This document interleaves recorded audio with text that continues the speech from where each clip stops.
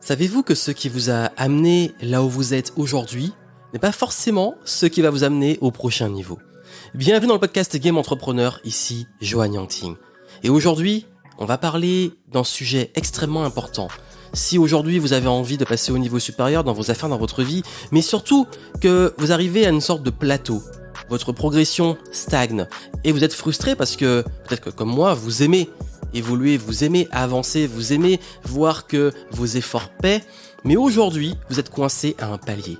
Quoi faire? Je vais vous expliquer justement les différents paliers par lesquels on passe, les différentes phases par lesquelles on passe et quoi faire à ces moments-là. Et je vais revenir un peu sur mon parcours, ces paliers, comment je les ai gérés et vous allez voir que la progression n'est pas forcément linéaire, que la progression dans le game n'est pas comme on le pense et que ce qui vous amène à différents niveaux n'est pas forcément ce qui vous a amené là où vous êtes aujourd'hui. Ça veut dire que pour le prochain niveau, pour le prochain palier, vous allez devoir repenser ce que vous faites, qui vous êtes et surtout revoir vos croyances. Et oui, aujourd'hui dans le podcast Game Entrepreneur, on va parler de ce sujet qui est extrêmement important et j'aurais aimé avoir ces conseils beaucoup plus tôt parce que j'ai mis des années à apprendre ce concept et découvert que chaque niveau demandait de déconstruire pour ensuite reconstruire, un peu comme quand on joue au Lego. Et si aujourd'hui, vraiment, quand on tape le plafond de verre et qu'on se dit « mais je fais tout bien », je suis certain de tout bien faire, comme on dit, comme on me conseille, mais là, j'arrive pas à avancer, c'est quoi mon problème? Qu'est-ce qui cloche? Et ça va sûrement venir de ces concepts-là. Et d'ailleurs, vous savez que dans le podcast Game Entrepreneur, d'ailleurs, je vous invite fortement, si vous appréciez ce podcast, et je le dis à chaque fois, mais c'est important, à en parler autour de vous, à le partager, parce qu'ici, je partage vraiment la réalité de l'entrepreneuriat, le terrain, l'expérience, et qu'est-ce que vous pouvez faire, utiliser cette expérience pour vos projets et pour vous. Et aujourd'hui, vous allez voir que vous allez sûrement vous identifier à un de ces paliers dont je vais parler, et comprendre que là, ok, je suis là, et voici mes priorités maintenant, voici ce que je dois faire pour passer au prochain palier. En tant qu'humain, on a besoin d'évoluer, on a besoin de progression, on a besoin de voir aussi que nos efforts qu'on met chaque jour paient, de se lever motivé, de voir qu'on fait les bonnes choses et que ça crée aussi de l'impact, qu'on change des vies, qu'on apporte de la valeur autour de nous. Et voilà pourquoi il va être essentiel d'écouter ce que je vais vous dire. Comme vous le savez, l'esprit Game Entrepreneur, c'est de débloquer chaque niveau, comme dans un jeu. Voilà, ce sont les différents niveaux et je vais vous donner les clés justement de ces différents niveaux. Comment passer au prochain boss, au prochain step, à la prochaine étape de votre réussite. Parce que votre réussite, c'est la vôtre et je vous la souhaite. Je vais revenir sur ce qu'on appelle un peu le rite initiatique de l'entrepreneur et les différentes phases par lesquelles on peut passer en tant qu'entrepreneur. Déjà, il y a la première phase. La première phase, c'est au tout début, c'est quand on se lance, quand on veut se lancer. Si vous m'écoutez aujourd'hui, que vous voulez vous lancer, vous en êtes sûrement là. Et pour ceux qui se sont déjà lancés, ça va vous rappeler beaucoup de souvenirs récents ou très lointains. Cette première phase, c'est... Je vais vous revenir en 2008, quand je rêvais justement de devenir entrepreneur. Mon objectif et mon obsession, c'est de vouloir vivre de mon activité. Vraiment, je voulais pouvoir être entrepreneur, être indépendant financièrement notamment, et pouvoir vraiment voyager à travers le monde. J'en ai même fait un article sur Internet qui est encore là, que j'ai laissé, qui est comme une sorte de vision board qui est en format texte, la vision que j'avais, que je voulais voyager et tout, et j'en rêvais, mais je ne savais pas comment, ni qu'est-ce que je pouvais faire pour y arriver, mais j'avais juste cette envie d'indépendance, d'entrepreneuriat, parce que dans l'école de commerce dans laquelle j'étais, je ne m'y retrouvais pas, mes stages, je le vivais très mal, je me voyais pas avec un patron, et je voulais surtout être libre, la liberté m'appelait. Forcément, la première chose à cette phase-là, cette première phase, c'est de casser ses croyances et sortir de la matrice. Ça veut dire quoi? À ce moment-là, en fait, on se demande, est-ce qu'on peut vraiment y arriver? Est-ce que c'est possible? On voit beaucoup de conseils, mais on sait qu'il y a beaucoup aussi de gens qui surfent sur ça pour nous faire rêver, qui nous vendent du rêve. Il y a aussi des gens qu'on voit qui réussissent vraiment. On ne sait pas qu'est-ce qui est vrai, qu'est-ce qui est faux. À l'époque, je me demandais, mais est-ce que c'est vraiment possible? Est-ce que on peut créer encore son business? On était en pleine crise de 2008 et je me disais, mais y a-t-il vraiment des opportunités? Et cette phase-là, en fait, consiste à construire la croyance que c'est possible et que je pouvais y arriver. Dans cette phase, quand on se lance, c'est beaucoup d'état d'esprit, de mindset comme on le dit.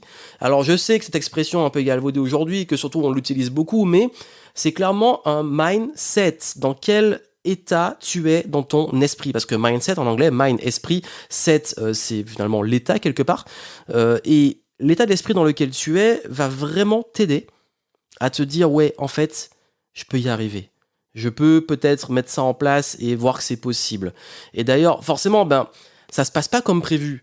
C'est là qu'on traverse souvent le désert. C'est là que les gens aussi autour de vous vont commencer à vous dire mais c'est pas forcément possible, c'est pas forcément pour toi, tu devrais être raisonnable, t'es sûr que c'est pas trop risqué. Et nos voix aussi internes, peut-être pas pour moi, enfin je devrais peut-être être raisonnable, arrêter, etc. Et c'est aussi une phase qui nécessite d'être inspiré. C'est pour ça que, bon, vous allez vous dire, Johan, t'as l'air blasé du contenu inspirationnel, mais en réalité, il en faut, parce que moi, si j'avais pas été inspiré à l'époque, si j'avais pas vu des gens qui réussissaient et que j'avais pas vu que c'était possible, bah, ça aurait été beaucoup plus dur. Donc, je consommais beaucoup de livres, beaucoup d'audio aussi, je me conditionnais, il y a vraiment un conditionnement.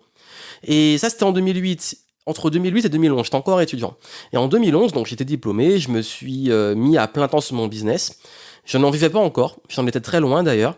Et en fait, j'ai eu du mal aussi à trouver un logement parce que j'avais pas de CDI. J'ai perdu aussi beaucoup d'amis à cette époque-là.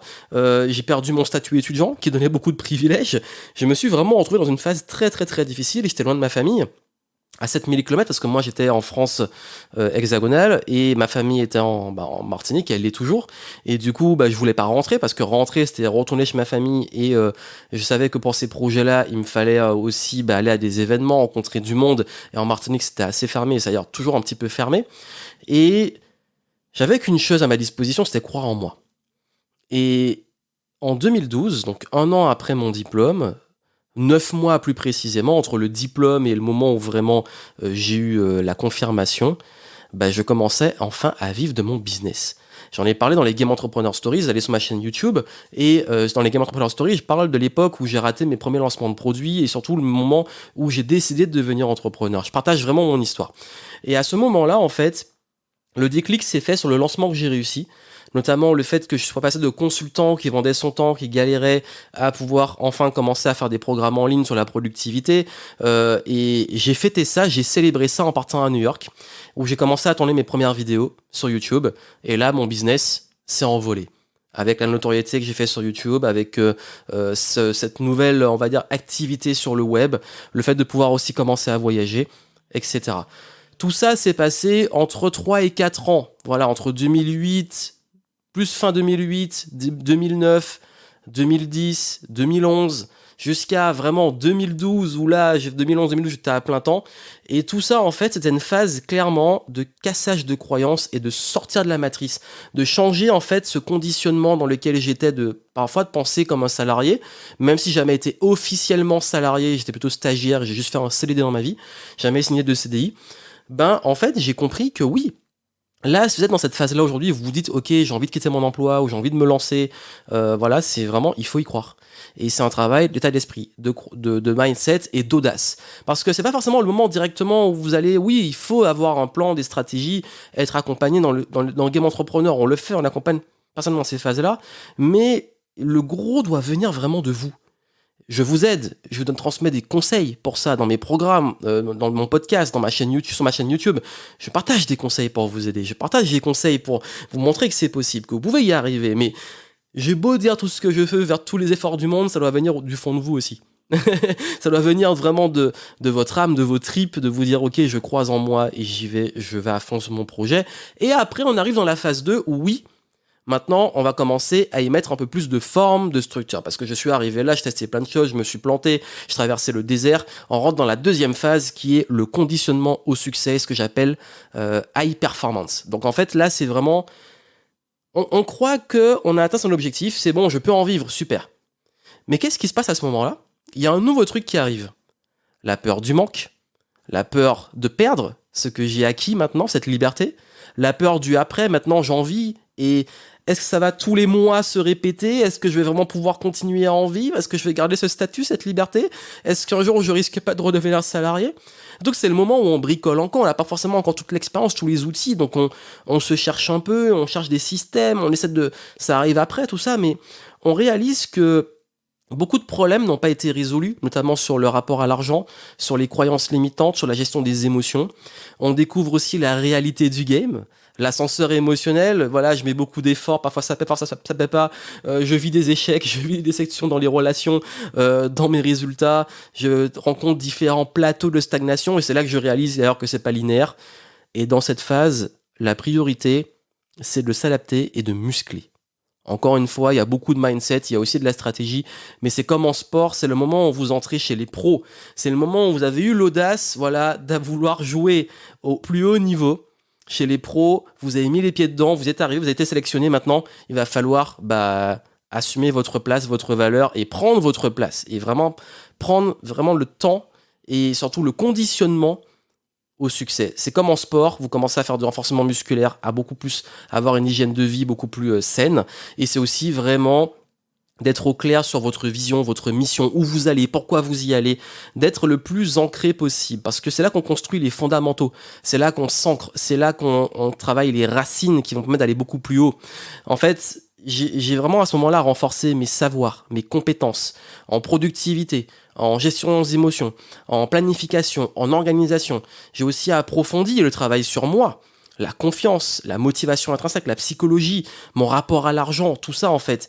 Tous ces éléments-là en fait sont indispensables parce que c'est là que vous rentrez vraiment dans le game et c'est là qu'on met en place les routines, les outils, les bonnes méthodes. C'est une phase de test and learn. Apprenez, testez, triez, répétez. Apprenez, testez, triez, répétez. C'est une phase un peu chaotique, mais qui va vers l'ordre, justement. On passe du chaos à l'ordre parce qu'on teste beaucoup de choses, on met en place beaucoup de choses, on travaille beaucoup sur soi. C'est un petit peu difficile, mais aussi, c'est là où ça rame beaucoup. Mais quand vous cassez ce plateau, je peux vous garantir que les bonnes choses arrivent. Donc là, c'est la deuxième phase. Donc comme j'ai dit, c'est vraiment là, vous conditionnez au succès, continuez à vous former, continuez à travailler sur vous. Bon, même si c'est toutes les phases où on continue à le faire, mais là, ça va être beaucoup de répétition, ça va être beaucoup de persévérance. On pense que la persévérance c'est au début, mais généralement vous savez qu'au début on est excité de se lancer, on y va, c'est beaucoup de doutes, de galères et tout, mais on a encore la flamme. Mais quand on arrive à ok on est dedans, et on commence à avoir peur pour la suite, c'est là en réalité que le game se joue. C'est vraiment là, c'est pas au tout début. Et là en fait on passe dans la troisième phase où on a beaucoup jusque-là bricolé. On s'est acharné, on a répété, on a fait beaucoup d'efforts, mais il va commencer à faire le tri. Pourquoi ?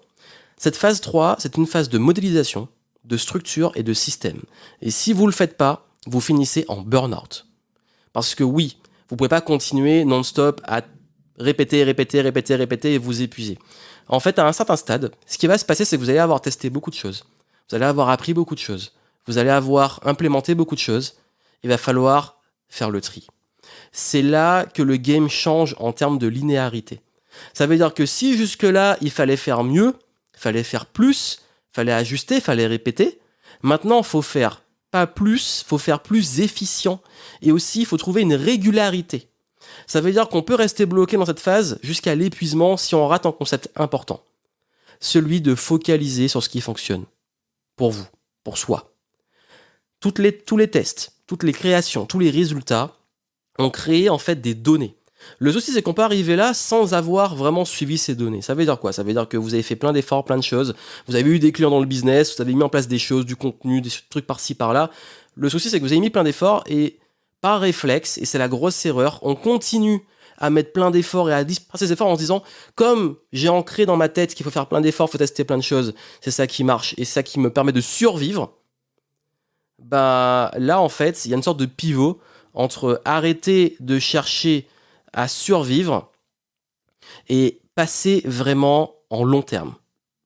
Et ça, c'est un peu difficile. Pourquoi ? Parce que ça demande de repenser les choses. Ça demande de repenser votre business, votre vie. Ça demande de repenser votre fonctionnement. Ça demande aussi de faire le deuil de certaines choses qui ne sont pas viables. Même si vous avez mis beaucoup d'efforts, il faut faire le tri. Cette phase, elle a été beaucoup difficile pour moi parce que j'aime créer. J'ai cet esprit de faire un peu plus, de me donner à fond. Mais en fait, à un moment, je me suis brûlé les ailes, comme Icare. Et c'est le moment où j'ai fait mon premier burn-out dans l'entrepreneur. Par épuisement, par lassitude, par perte de sens, parce que je faisais plein de choses qui m'épuisaient. Je commençais même, malgré le fait que je gagnais bien ma vie, malgré le fait que j'avais des revenus aussi, en partie passifs, je me suis retrouvé enfermé dans un truc où je devais toujours faire plus et je m'épuisais. J'ai aussi fait une Game Entrepreneur Story. Tout ça, ça a été documenté sur mon burn-out dans l'entrepreneur. C'est sur ma chaîne YouTube dans la playlist Game Entrepreneur Stories. Et il y a 3 leçons que j'ai apprises à ce moment-là. La première, c'est qu'il va être essentiel de concentrer les efforts et arrêter de se disperser. La deuxième, c'est que je ne peux plus continuer tout seul. Parce que oui, je faisais tout seul. Il est temps de me concentrer uniquement sur ma zone de génie, là où je suis vraiment bon, et surtout de m'entourer.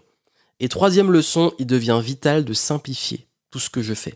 Proposition de valeur, positionnement, offre, parce que j'avais créé plein d'offres, plein de bordel et tout, et je me suis dit là c'est bon, il va falloir remettre vraiment tout ça en ordre. Donc je me suis remis en forme, j'ai restructuré mon business, j'ai créé des process, des systèmes, j'ai aussi recruté, et j'ai pu me concentrer beaucoup plus sur ce que j'aime. Et le déclic se joue vraiment sur le fait de se tourner vers un modèle plus récurrent, plus structuré, de mettre de la structure, de faire le tri, de se dire ok, j'ai testé plein de choses, qu'est-ce qui fonctionne, comment je mets plus d'efforts sur ce qui fonctionne et comment j'arrête ce qui est inutile. Et devient aussi plus que jamais essentiel d'assumer sa valeur, d'assumer ses valeurs. Est-ce que je travaille avec des clients que j'aime? Parce que j'ai fait aussi une erreur de me retrouver avec des clients que je ne voulais pas. Et aussi de savoir aussi poser ses limites, s'affirmer, parce que parfois on se laisse bouffer par le truc, par les autres aussi. En fait, vraiment, ce qui a remis de la croissance jusqu'au plateau suivant, c'est ça. C'est de passer, en fait, vraiment, on va dire, du bricolage, de la dispersion, de je fais plein de choses et je suis en mode survie, à je structure beaucoup plus les choses, j'assume, j'affirme mes valeurs, j'assume aussi ma valeur, ma zone d'excellence, je m'entoure et surtout je pose des limites sur ce que je fais et je focalise sur l'essentiel. C'est vraiment une phase de simplification. Là où on pense qu'il fallait faire plus, pousser, persévérer, maintenant, faut ralentir, être beaucoup plus fin, analyser les choses, être plus pragmatique, affiner, simplifier. Et c'est là qu'on passe à la phase 4, la phase de maturité. Et là, il y a un gros switch. À ces différentes phases, en fait, autant là, on peut se lancer et arriver, bon, dans la première phase, ok, on se lance. Si on échoue cette phase-là, on peut carrément abandonner un peu son rêve. La phase 2, on commence à en vivre et puis on lâche parce qu'on n'arrive pas à stabiliser les choses. La phase 3, on en vit, mais on est vraiment en mode survie parce qu'on est dans une sorte d'équilibre entre j'en vis bien, mais c'est encore un peu le chaos. La phase 4, vous en vivez très bien. Et votre business est en phase de maturité. Le souci, c'est que vous allez commencer à tourner en rond. Les informations, les process, tout commence à tourner en rond. Et le souci, c'est que, surtout quand on a des profils multipotentiels comme moi, c'est qu'on se lasse. Et puis on commence aussi à se demander, mais c'est quoi mon problème? Parce qu'en fait, on va commencer aussi à retrouver un nouveau plateau. Un moment où on se dit, bon ok, ça tourne bien et tout, et maintenant, what's next? C'est quoi la suite? Mais il y a des fois où ça stagne, et puis on se dit, bon ben, je fais tout bien, tout est en ordre, c'est quoi le problème? Et on commence à résoudre beaucoup de problèmes. On continue de se former, d'investir, mais on entre vraiment dans une sorte de plateau de plus en plus long, parce que tout tourne en rond. On a l'impression qu'il nous manque des pièces du puzzle. C'est le moment où vous savez ce qui est nécessaire pour être là, et vous pensez savoir ce qui est bon pour la suite, mais c'est pas clair. Je vais vous dire une chose. Là, encore une fois, c'est contre-intuitif, parce qu'on pense qu'il nous manque une pièce du puzzle, alors que vous avez à ce stade-là, vous avez normalement tout. À ce stade, vous avez tout. Le souci, c'est que ce qui vous manque, c'est un niveau de conscience. Vous savez, en fait, quand j'en ai parlé à mes débuts, on pense vraiment à chaque fois qu'il faut passer de nouvelles informations, mettre en place des choses, etc. Mais au bout d'un moment, l'information, elle va stagner aussi parce que vous allez accumuler énormément de savoir. Et là, en fait, si vous voulez aller à un autre niveau, c'est pas le problème, ça va pas être juste les informations que vous recevez, c'est comment vous les traitez et qu'est-ce que vous en faites. Ça veut dire que ces informations-là, faut pas juste les prendre comme elles sont. Faut les prendre et voir ce qu'il y a derrière. Revoir ses fondamentaux. Revoir les choses qu'on a pu manquer. Revoir avec sa nouvelle expérience. Décoder aussi des choses qui nous paraissaient évidentes et qui aujourd'hui prennent beaucoup plus de sens. D'ailleurs, à ce stade-là, amusez-vous à relire des livres que vous avez déjà lus ou revoir des choses que vous avez déjà vues et vous allez voir que vous allez le voir différemment, avec plus de subtilité, à un autre niveau de conscience.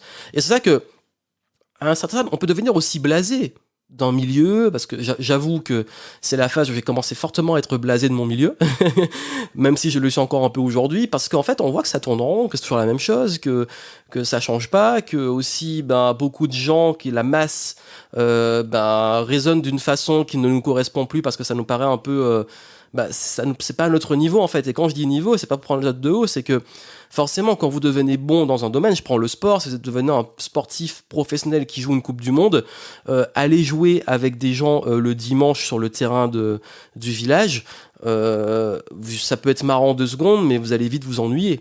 C'est pas là que vous allez avoir du challenge, c'est pas là que vous allez jouer à votre meilleur niveau.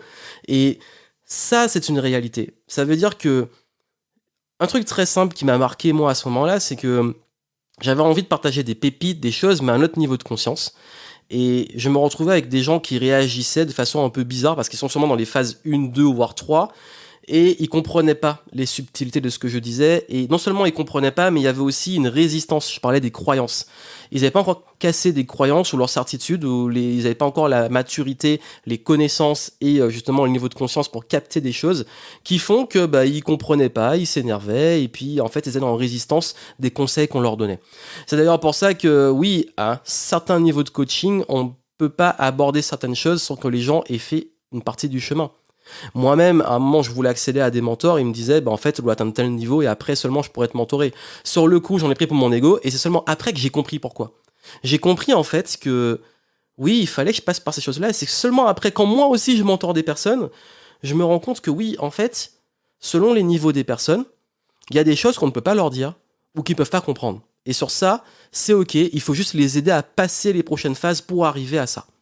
C'est comme quand, j'aime bien donner l'exemple du sport. Si vous connaissez par exemple parfaitement le foot ou le basket, quand vous avez été joueur, pas forcément professionnel, mais à un bon niveau, quand vous regardez un match, est-ce que vous voyez le même match qu'une personne qui connaît pas grand-chose aux règles et qui est juste là pour supporter la France pendant la Coupe du Monde? Ben non. Parce que vous voyez les placements des joueurs, vous voyez les appels, vous voyez la stratégie, vous voyez tout ce qu'on peut peut-être voir quand on comprend un peu le game. Et encore une fois, si on n'est pas forcément ultra pro, on va pas tout comprendre et tout voir. Mais plus on est pro, plus on est bon dans les choses, plus on comprend. Quand vous êtes bon en conférence, vous commencez à capter des choses. Quand vous allez en conférence, vous voyez pas juste les conférences des autres, vous voyez tous les codes qu'il y a derrière, vous décryptez des choses que les gens ne voient pas. Et c'est ça. C'est que dans cette phase, il y a deux révélations. Tout ce qu'on pensait comme vrai ne l'est finalement pas. Et finalement, on réalise qu'on ne sait pas grand-chose. Et oui, vous ne savez pas grand-chose. Dans cette phase-là, en fait, vous êtes tellement atteint un bon niveau dans votre expertise, dans votre domaine, dans des choses que vous implémentez aussi, que vous vous rendez compte que finalement, c'est exactement l'effet de l'expert. C'est que quand on devient très bon dans un sujet, on se rend compte que finalement, on n'est pas... Il y a plein de choses qu'on ne sait pas, parce qu'en fait, le vrai expert, c'est le grand paradoxe, d'ailleurs, ça s'appelle l'effet Dunning-Kruger, le vrai expert reconnaît ses limites et sait qu'il remet en question ses savoirs. Ça n'empêche pas qu'il est expert. C'est justement pour ça qu'il est expert, parce qu'à un certain niveau, il doit remettre en question ses certitudes et continuer d'évaluer tout ça, même avec des infos qui tournent déjà en rond. Alors que quelqu'un qui en sait le moins pense être très bon sur le sujet. C'est l'effet de Dunning-Kruger. Vous avez sûrement déjà croisé des gens qui ne savent rien sur un sujet, qui sont persuadés de tout savoir et qui vont contredire les experts en disant que les experts ne savent pas de quoi ils parlent. Alors qu'en réalité, quand on a un peu de recul, on voit la scène, on rigole parce qu'on sait que c'est la personne qui contredit, qui ne sait même pas elle de quoi elle parle. Si vous pouvez vous marrer sur ça, allez voir des vidéos que j'ai faites notamment sur l'argent dans le business, et beaucoup de gens qui veulent me contredire alors qu'ils n'ont jamais créé de business et savent même pas comment gagner de l'argent avec du business. C'est très drôle à voir. Mais ça, c'est ok parce que je sais que c'est juste qu'ils sont pas encore dans la bonne phase. Mais pour vous-même, à ce moment-là, quoi faire? C'est le moment de revoir vos fondations, mais avec un autre regard. Celui de l'expérience et la maturité. Voyez un peu, je parlais de sortir de la matrice, voyez un petit peu Neo dans Matrix. Et quand on a le rite initiatique, dans le premier film Matrix, il découvre la matrice et tout, il apprend à avoir ses pouvoirs et tout, à la fin il a ses pouvoirs. Et une fois qu'il arrive dans les deuxième et troisième films, en fait ses pouvoirs sont déjà là, mais il décode, il voit d'autres choses, il voit la matrice, il maîtrise, il contrôle la matrice presque. Ça c'est ça, à ce niveau-là, c'est que c'est le moment d'affiner votre intuition, de filtrer vos sources et de pas vous contenter que d'informations, de décoder ce qu'il y a derrière, d'aller aussi chercher des choses à plus haut niveau. Parce qu'à un moment, il faut assumer qu'à ce niveau-là, vous ne pouvez pas continuer à faire les mêmes choses qui vous ont amené là. Et c'est là vraiment, il y a une grosse cassure. On ne peut pas continuer à faire la même chose. Il faut changer son niveau de conscience et il faut parfois tout revoir. Et à ce moment-là, c'est là que j'ai décidé de revoir entièrement la vision, ma façon de travailler, ma façon de voir même le monde et le business. Et enfin, on passe dans la phase 5, qui est la phase de leadership. Cette phase-là, en fait, la phase de leadership, c'est quand vous arrivez à une certaine influence au niveau de ce que vous faites, de ce que vous avez créé. Ça peut être votre association, votre entreprise, ça peut être votre personal branding, bref. peu importe, je sais que vous êtes très nombreux à me suivre et dans les domaines de l'entrepreneuriat, de l'influence, etc. En fait, c'est ça que je dis leadership, c'est que là, en fait, on devient une personnalité qui a une responsabilité. Je sais que ce mot-là, il fait peur, mais c'est clairement ça. C'est la responsabilité. Vous avez une responsabilité vis-à-vis de vos équipes. Vous avez une responsabilité vis-à-vis de vos clients, de votre audience. En fait, tout ça, c'est vraiment le pivot qui va se faire entre ok, jusque-là, oui, ça ne concerne que moi, mais maintenant vous passez à une cause qui vous dépasse, à une mission qui vous dépasse. Et cette mission qui vous dépasse, en fait, elle n'aura plus de limite. Mais c'est là que vous avez les choix. Vous avez le choix de c'est bon, vous avez fait le tour, vous laissez tourner et vous confiez ça à d'autres personnes, vous confiez votre bébé à d'autres personnes. Ou alors vous voyez encore beaucoup plus loin et vous continuez à développer, vous entourer et déléguer même le leadership. Ou alors vous vous dites, ok, je lance de nouveaux projets. Mais cette phase-là, en fait, cette phase de leadership, il n'y a pas vraiment de plateau ou de limite, parce que c'est la dernière phase, comme je vous ai dit. Mais c'est la phase aussi où le principal challenge qu'on peut rencontrer, il y en a deux dans cette phase. C'est le premier, c'est faire confiance, et le deuxième, c'est lâcher prise. Alors vous dites, mais c'est quoi ce truc? Alors faire confiance, parce qu'il y a un moment, il faut accepter de réussir à laisser son bébé, à avoir moins de contrôle, parce que plus vous commencez à avoir de l'impact, moins vous avez de contrôle, sur votre image et sur les autres, parce que vous êtes de plus en plus entouré. Il y a deux façons de le voir. Sur vos équipes, plus l'équipe est grande, moins vous avez de contrôle sur les gens, et plus il y a des managers ou des personnes qui sont entre vous et vos équipes, qui vous avez délégué le leadership. Et surtout, à un certain niveau d'influence, vous n'avez plus trop de contrôle, même sur votre image. Oui, d'une certaine façon, mais vous pouvez plus contrôler tout ce que les gens disent, tout ce que les gens commentent, tout ce que les gens pensent. Il y a un moment, comme je dis, il y a un lâcher-prise. Il y a un lâcher-prise, c'est qu'à ce stade-là, vous devez plus vous concentrer sur votre mission, ce qui est juste, et vous ne pouvez plus micro-manager, micro-gérer des choses. On ne peut plus micro-gérer plein de choses. C'est ça. Et à ce moment-là, c'est le moment où vous devez décider aussi accepter cette position, accepter cette responsabilité et pouvoir enfin passer à un next level et continuer à progresser. Voilà en fait ce qui se passe dans ces différentes phases. Vous l'avez vu, la première phase, casser les croyances, sortir de la matrice, croire en vous, oser, c'est vraiment de l'audace, c'est du mindset, y aller, foncer et mettre vos pieds, en fait, vos deux pieds dans ce projet qui vous tient à cœur. La deuxième phase, c'est le conditionnement, la répétition, c'est l'apprentissage, c'est la traversée du désert aussi qui est très forte à ce moment-là.